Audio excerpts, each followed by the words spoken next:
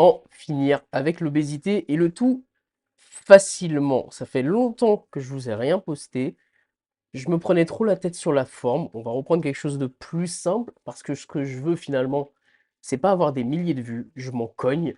Ce que je veux, c'est qu'il y ait des résultats. Donc, quitte à ce qu'il y ait beaucoup moins de vues, que on soit trois à regarder la vidéo, mais trois à passer à l'action, c'est tout ce qui m'importe. Tout ce que je te demanderai, peu importe les vidéos que je vais te mettre, c'est que si aujourd'hui tu regardes cette vidéo parce que tu as la problématique, que ici, en l'occurrence, tu veux perdre du gras, tu veux perdre du poids et tu veux le faire le plus simplement possible, je vais juste te demander de passer à l'action directement. Tu n'attends pas 3 semaines pour mettre les choses en place, tu te dis pas je le fais demain ou la semaine prochaine. S'il y a un truc qui te parle, tu le mets en place directement. Tu vas pas pouvoir mettre tout en place d'un coup ici parce que je vais te partager la vision globale, mais tu as forcément une action qui va pouvoir être mise en place. Et de toute façon, je vais le faire dans l'ordre. Tu commences par les premières actions. Prends des notes, note les actions que tu vas mettre en place et tu les fais dans l'ordre. Déjà, on va commencer par faire le poids. Là, concrètement, on en a ici. Si tu te regardes dans le miroir, encore une fois, et que tu te trouves dégueulasse, et les mots, c'est pas pour rien que je les utilise, c'est que ça revient quasiment tout le temps en appel, que tu cherches des t-shirts juste pour cacher ton bide, que tu rentres plus dans tes costumes, que t'as plus d'énergie, que t'as mal partout, en gros, que t'as un corps d'un vieux, alors que t'as même pas 40 balais, voire à peine 40 ans. C'est pas normal. C'est pas de chance, c'est ta génétique, c'est l'âge, c'est ton métabolisme. Non. La réalité, c'est que là, tu te racontes des histoires, tu es focalisé sur les mauvaises choses, et aujourd'hui, on va voir sur quoi te focaliser. Avoir un très bon physique, c'est simple. Tu t'entraînes, t'attends, allez, tu manges correctement, et basta. Pourquoi personne ne le fait? Parce que c'est trop simple. Vous cherchez trop compliqué. Je te partagerai tout à l'heure des outils pour simplifier la tâche, quelques petits hacks, surtout les choses à ne pas faire. Mais déjà, on va voir les 4 étapes pour avoir des résultats et en finir avec l'obésité, mais aussi le surpoids et ton gras du ventre. C'est pas plus compliqué que ça. La première étape, c'est l'adhérence. C'est-à-dire que l'alimentation, le sport, le mouvement, le sommeil, l'hydratation, tout ce que tu veux, on s'en fout à partir du moment où tu n'es pas capable de le faire sur 10 ans. Si ce que tu mets en place, tu n'es pas capable de te dire que tu vas le mettre en place sur 10 ans, c'est pas la peine. Parce qu'aujourd'hui, quand tu vas mettre des choses en place, tu vas le faire sur du court terme, tu vas avoir des résultats à court terme, sauf que tu n'as aucune foutre idée de ce que tu vas devoir faire après pour maintenir ces résultats. Et c'est pas en gardant la même stratégie que tu vas maintenir tes résultats, c'est pas en reprenant tes habitudes d'avant que tu vas maintenir tes résultats. Tu vas revenir au même stade. Donc, tu prends un plan que tu es capable de tenir ad vitam aeternam. Sinon, c'est pas un plan, c'est simplement l'effet yo-yo que tu vas faire. Donc la première étape, l'adhérence, c'est-à-dire aimer ce que tu fais. Comment on trouve de l'adhérence? Déjà, tu vas chercher pourquoi tu fais les choses. Quel est l'objectif concret? 5, 10, 15, 20, 30 kilos, peu importe. Plus tu vas être clair sur cet objectif, plus ça va être efficace. Donc cet objectif de 15, 20, 30 kilos, peu importe, il faut qu'il y ait un rêve derrière. Qu'est-ce que ça va te permettre de faire? Aujourd'hui, qu'est-ce que ça va te permettre de faire? De faire moins 30 kilos, par exemple. Est-ce que c'est d'aller courir avec tes gamins, de refaire des randonnées, d'aller faire du tennis, de courir, j'en sais rien. Deuxième point très important, qu'est-ce que aujourd'hui ça t'empêche de faire ou qu'est-ce qui va aussi devenir important par le passé? Qu'est-ce qui n'est plus acceptable? Aujourd'hui, à plus 30 kilos, qu'est-ce qui va se passer si tu continues à prendre du poids? Est-ce que peut-être que tu as déjà fait un AVC alors que tu as à peine 40 ans? Est-ce que tu es essoufflé pour rien? Est-ce que tu galères à suivre les gamins? Est-ce que tu te restreins dans tes activités? Est-ce que tu as des douleurs tout le temps? Tu es fatigué tout le temps? Est-ce que tu manques d'énergie? Peu importe. Qu'est-ce qui aujourd'hui n'est plus acceptable pour toi? Et surtout, qu'est-ce qui va se passer si tu changes rien? Spoiler alerte, ça va pas s'améliorer, ça risque d'être pire. Une fois que tu as ça, tu sais pourquoi tu fais les choses, tu sais ce que tu veux aller chercher concrètement en termes de positif en plus, et surtout ce que tu veux éviter, ne pas arriver dans le futur ou supprimer de ton quotidien. Déjà, là, normalement, ta motivation, elle est à 95%, voire même à 110%. Et une fois que tu as ça, c'est très simple. tu vas noter les anges et les démons. Qu'est-ce que c'est? Les anges, c'est tout ce qui dans ton quotidien aujourd'hui est un point fort pour toi pour aller chercher ton objectif. Peut-être qu'aujourd'hui tu marches déjà beaucoup. Peut-être que comme moi, tu as un tapis de marche pour marcher même quand tu es à l'intérieur. Peut-être que tu fais pas mal de sport. Peut-être que tu as un passif sportif. Peut-être que tu manges des produits locaux. Peu importe. Il y a forcément des choses que tu fais déjà bien dans ton quotidien. Tu vas les noter et tu vas accentuer ces points-là pour avancer vers ton objectif. Sport, nutrition, mouvement, peu importe. À l'inverse, et cela, ça va être très important, tu vas chercher les 3 démons principaux. Est-ce que c'est le pain pâté que tu n'arrives pas à gérer? Est-ce que c'est le fait que tu ne fasses pas de sport? Est-ce que c'est le fait que tu aies seulement 1000 pas par jour à peine? Peu importe, pareil, tu connais les 3 points qui te posent le plus problème. Eux, j'ai une mauvaise nouvelle pour toi. Au début, au moins au début, il va falloir les supprimer. Tu laisses pas le diable rentrer chez toi. C'est beaucoup plus facile de respecter quelque chose quand tu n'as pas de tentation que si tu es tenté. Si tu veux être fidèle, t'évites d'aller voir des avions de chasse tous les week-ends. Si tu veux respecter ta diète, t'évites d'avoir des bonbons, du Nutella, des burgers, du pain, du pâté, du saucisson devant toi en permanence. C'est beaucoup plus facile de ne pas en avoir que d'essayer de ne pas craquer. Déjà avec ça, je te garantis qu'on n'a pas parlé de nutrition, on n'a pas parlé de calories, on n'a pas parlé de sport, on n'a parlé de quasiment rien. Tu peux déjà perdre 3 à 5 kilos. Juste avec ça. Tu as un vrai objectif, tu sais pourquoi tu veux l'atteindre, tu sais pourquoi aujourd'hui c'est inacceptable de maintenir cette situation. Tu appuies sur ces 3 points forts, tu enlèves tes 3 points faibles, déjà, tu vas avancer. Deuxième point, l'alimentation. Tout ce que tu as à comprendre sur l'alimentation, c'est très simple. C'est une histoire de calories. Chaque aliment t'apporte de l'énergie.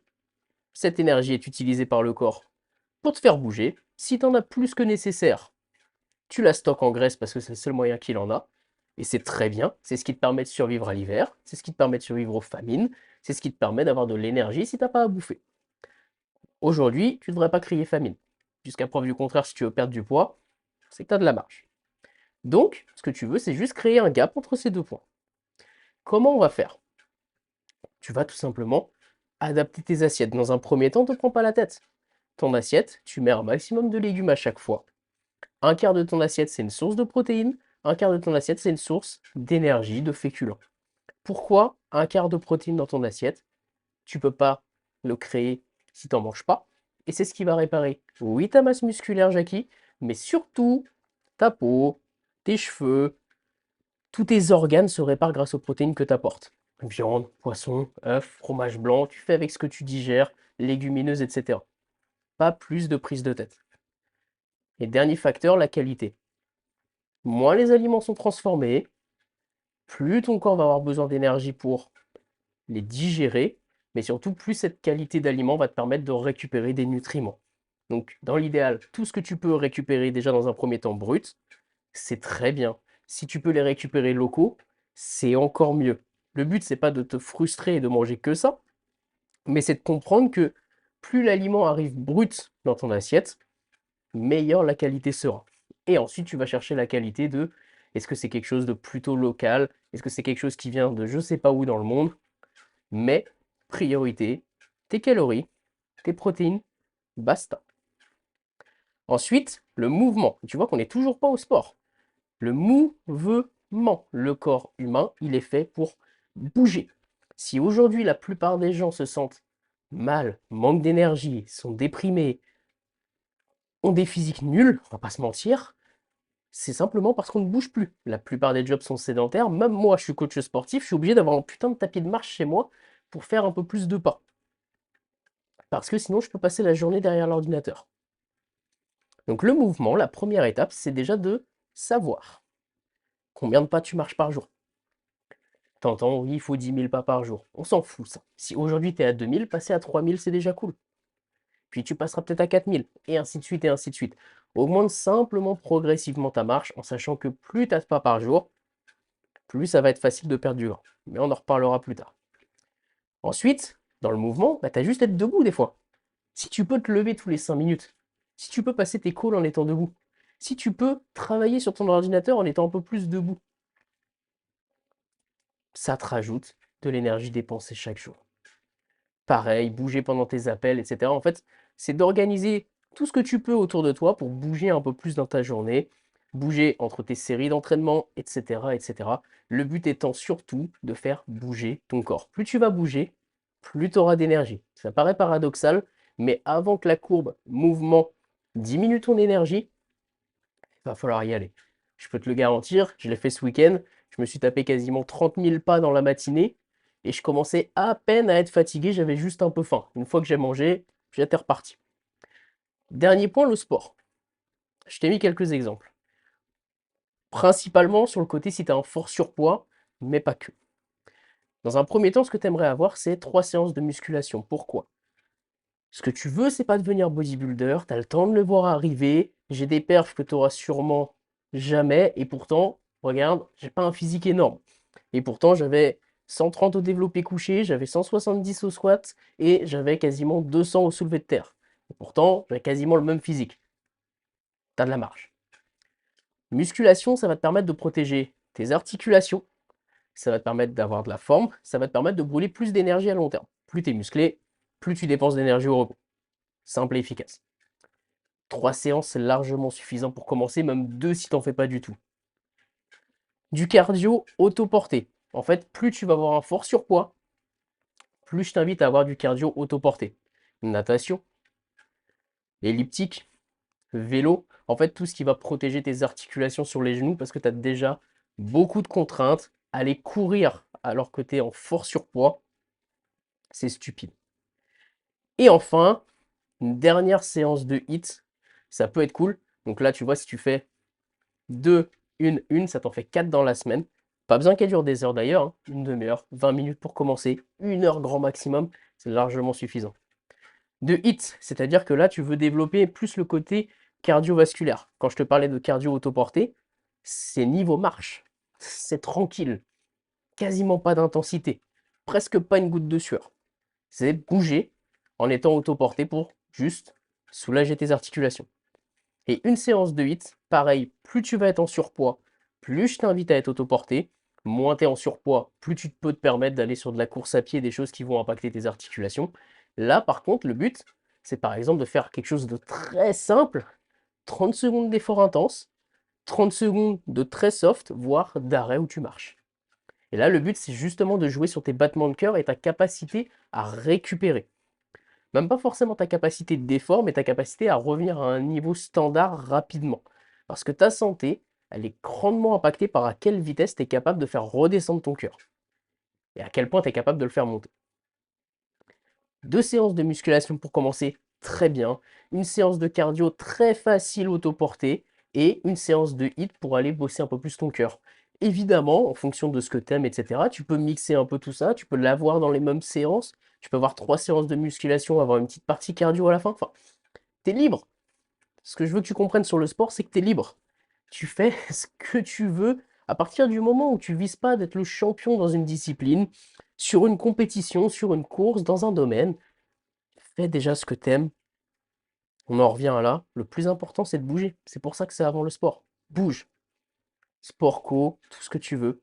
Ça, c'est juste le pattern pour favoriser ta santé et que ce soit le plus simple possible.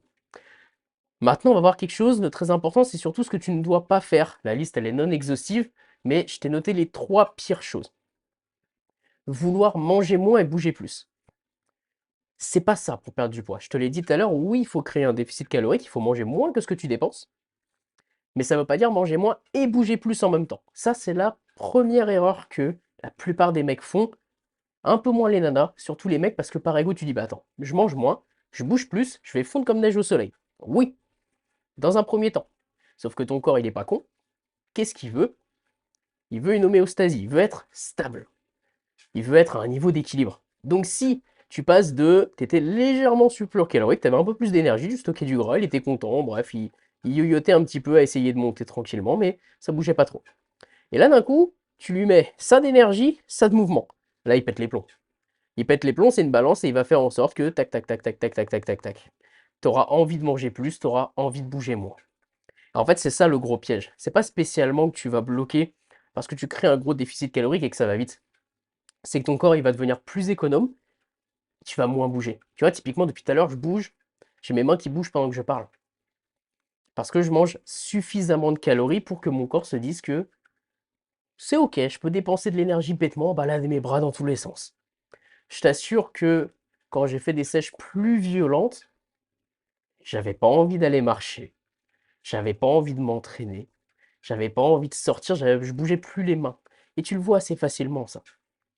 Donc l'idée numéro une, c'est déjà pas forcément de vouloir baisser tes calories dans un premier temps, peut-être juste de réadapter tes assiettes comme je te l'ai dit, légumes, protéines, féculents à tous les repas, simple, efficace, de rajouter le sport et de voir à quelle vitesse tu baisses. Et de toute façon, on va en parler juste après, quelle vitesse peut être intéressante pour toi. Ensuite, ce qu'il faut éviter, c'est le cardio pour perdre du gras. Tu vois, dans la partie entraînement, je t'ai parlé, oui, de faire du cardio autoporté, de bouger, de faire de la marche, de faire du sport. Par contre, le sport, et en l'occurrence le cardio parce qu'il y est encore plus souvent associé, c'est pas fait pour perdre du gras. C'est fait pour te permettre d'améliorer ta santé, mais théoriquement, si aujourd'hui tu décides d'aller courir 3 heures, eh ben tu manges de quoi compenser ces 3 heures. Parce que ton déficit calorique ne doit pas être basé uniquement sur le sport. En fait, ça se passe principalement dans ton assiette. Le sport va t'aider à dépenser plus d'énergie, mais il ne faut pas que tu aies cette relation malsaine de j'ai mangé plus, je vais courir. Ça ne sert à rien. Pour deux raisons. Premièrement, ça va être un cercle vicieux, c'est malsain, tu vas finir par avoir peur de la bouffe et tu vas te fouetter à chaque fois avec le sport. Déjà, rien que là, c'est pas exceptionnel. Mais surtout, je te l'ai dit, ton corps, il aime s'adapter, il aime pas le déséquilibre. Donc, qu'est-ce qui va se passer concrètement? Quand tu fais du cardio, tu vas courir de plus en plus vite. Tu vas être capable de courir de plus en plus longtemps. En fait, ton corps devient plus économe. Donc, en fin de compte, si j'exagère le trait, au début, peut-être que tu dépenses 300 calories sur ta sortie d'une heure de course à pied. Et à la fin, quand tu t'es habitué, tu en dépenses plus que 200. Donc au final, tu deviens de plus en plus économe et ça c'est très bien. Mais du coup, ton effort dépense de moins en moins d'énergie. Et donc à un moment, tu te retrouves à devoir aller courir 2 heures pour un burger. Et encore, je suis gentil, tu dois sûrement courir plus que ça pour un burger. Mais tu vois l'idée. Si tu rentres dans cette relation, à un moment, tu vas être bloqué, tu vas te prendre un mur. Et à un moment, soit tu vas te blesser, soit tu vas abandonner. Donc ne mise pas sur le sport pour perdre du gras, mise sur l'ensemble. Bouger un maximum, avoir ton rythme de progression sur l'entraînement et te focaliser sur l'alimentation et l'adapter en fonction.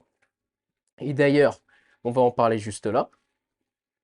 Qu'est-ce qu'on peut viser concrètement pour perdre du poids?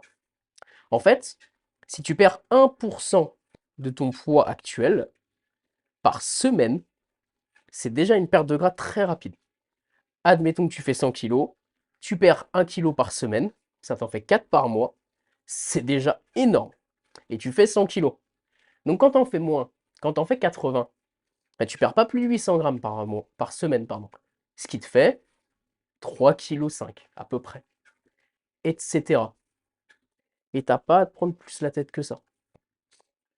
Tant que tu es entre, honnêtement, 0,5 à 1%, tu vas vite. Si tu es en dessous, c'est quand même OK.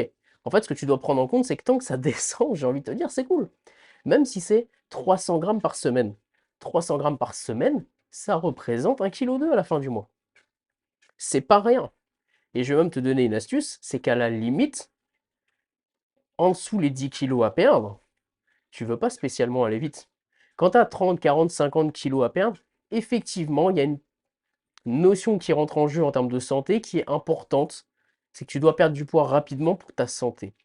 Quand tu as 10, 12 kilos, tu peux aller plus lentement. Et ainsi de suite. Mais voilà, pour te rationaliser le truc, perdre 4 kilos en une semaine, c'est pas la meilleure idée. Tu fais pas 400 kilos. Donc, t'oublies. Évidemment, sur les premières semaines, si tu changes totalement tes habitudes, que tu manges très transformé, que tu changes, etc., ça peut aller plus vite au début. Ce que tu veux à long terme, c'est une moyenne entre 0,5 et peut-être 1%, même peut-être un peu moins. Et enfin, la dernière erreur à ne pas faire, c'est arrête de chercher la perfection. Il n'y a pas de perfection, tu feras jamais les choses parfaitement, ça n'ira jamais comme tu l'avais prévu. Donc sois juste flexible, accepte qu'il y a des moments ça va stagner, des moments ça va pas bouger comme tu veux. C'est ok. On est parti, comme je te l'ai dit, pour 10 ans, pas pour 3 semaines. Et il faut l'accepter. Bref, on va aller plus rapidement sur les petits hacks et les outils qui peuvent te simplifier la tâche pour appliquer tout ça. Un tracker. Si tu sais pas ce que tu fais, t'as pas de résultat. Si tu as besoin d'un tracker, j'en ai créé un sur Google Sheets, qui te permet de traquer absolument tout. Tes habitudes, tes entraînements, etc. Si tu as besoin, je te l'envoie, tu m'envoies un message, let's go. Un truc très simple, calendrier. Tu prends un calendrier à 50 centimes, tu l'accroches sur ton mur, sur ta porte, un endroit où tu passes tous les jours, un fluo vert, un fluo orange, tu as validé ta journée, tu as mangé correctement, tu as fait ton sport, tu mets un coup de vert, t'as pas respecté ce que tu voulais, tu mets un coup d'orange. Je te garantis que d'ici une semaine grand max, tu en as marre de mettre du orange sur ton calendrier et tu vas te fixer à tes habitudes. Pour traquer tes calories, t'as Fat Secret. Tu peux prendre une photo, il va te proposer les aliments, tu peux avoir une idée de tes calories. Ou alors, tout simplement, tu vas sur le chat GPT et tu lui expliques ton repas. Et il va te dire à peu près ce que tu avais en termes d'apport calorique, en termes de protéines, etc. Et ça va te permettre déjà d'avoir une idée de ce que tu fais. Et sur l'entraînement, un petit carnet, tu notes tes entraînements, tes performances, et me dis pas oui mais Rudy t'inquiète, je me rappelle d'une semaine à l'autre ce que j'ai fait et tout.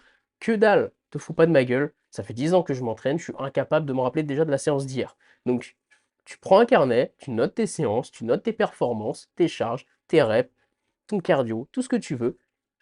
Et comme ça, tous les mois, 2 3 mois, tous les ans, tu peux revenir en arrière et voir si tu as progressé. Si tu as progressé, c'est bon. Quelques petits hacks pour trouver plus de protéines, parce que je sais que c'est le truc qui bloque le plus. Déjà, tu as de la viande, du poisson à tous les repas. Simple et efficace. Tu rajoutes potentiellement des légumineuses. Tu mets la moitié par exemple en riz, la moitié en lentilles. Haricots rouges, ce que tu aimes bien. À la place des sauces, style de la crème, etc., tu mets un petit Suisse 0%. 5 grammes de prot par pot, ça va très vite. T'en mets un ou deux, tu as gagné 10 grammes de prot pour même pas 100 calories. Ta dépense calorique, tu marches, tu te mets debout, tu bouges les bras, tu vas faire un petit peu de cardio autoporté. Tu veux bouger au maximum sur ta journée. Pour les écarts, c'est simple. Tu as fait un écart parce que tu avais une sortie, un anniversaire, je sais pas. Tu t'es fait plaisir, c'était un moment convivial. Ça sert à rien de te flageller et aller faire du sport. Garde tes séances classiques. Si tu as envie d'aller marcher un peu plus, pourquoi pas. Mais sinon, tu fais juste un repas où tu retires les glucides, donc les féculents. Le pain, les pâtes, le riz, ce que tu veux. Tu te fais un repas pour compenser ça. Après, parce que de toute façon, tu auras moins faim après ton écart, et basta. Ou deuxième chose, si ton plan jusque-là fonctionnait bien, tu acceptes que c'était un écart ponctuel, et juste tu reprends ton plan de base sans te frustrer. Et enfin, le cheat code, le volume alimentaire. Si tu veux perdre du gras, il faut pas que tu aies faim. Et pour pas avoir faim, le plus simple, c'est de manger des grosses quantités. J'essaierai de te mettre des photos dans les prochains jours, mais pour te donner un ordre d'idée, hier, j'ai bouffé littéralement 2 saladiers. Et je perds quand même du gras. Pourquoi? J'avais un saladier blindé de carottes râpées, il m'a bien rassasié, et j'avais un saladier avec toute ma bouffe. Donc mes féculents, mes sources de protéines mélangées, j'avais un peu de légumes, etc. Et ça me permet d'avoir la sensation d'être vraiment plein sans avoir forcément beaucoup de calories. Parce que le volume alimentaire et le nombre de calories, c'est pas la même chose. Ce que tu veux, c'est la densité la plus faible en calories, avec en général des légumes, et le volume le plus gros. Comme ça, hier, je pense que j'ai dû manger l'équivalent de peut-être 800 grammes de bouffe. Quasiment 1 kilo de bouffe. Et let's go. Et il y avait peut-être 700 calories. Grand maximum. Donc, fais en sorte d'être rassasié, et déjà, tu auras bien avancé. Ça commence à faire long, mais là, tu as tout pour mettre en place de quoi avoir un maximum de résultats. Tu n'as pas besoin de faire plus compliqué que ça, on n'est pas rentré dans les détails. Concentre-toi sur l'adhérence, sur ton alimentation, ton mouvement, ton sport, et tu répètes petit à petit. Tu n'as pas besoin de te prendre plus la tête que ça. Tchuss!